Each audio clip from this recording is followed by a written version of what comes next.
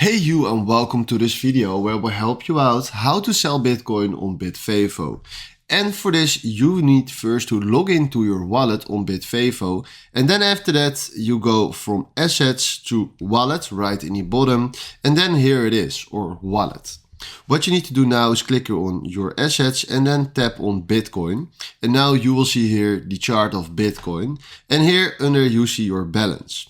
Right now what you need to do is click here on sell and then fill in the amount of euros that you want to sell. Now you can also fill in the amount of Bitcoin. Then you only need to click here on the two arrows and then you can fill in the amount of Bitcoin.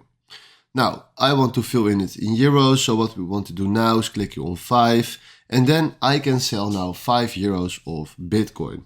So what we need to do now is click here on preview order.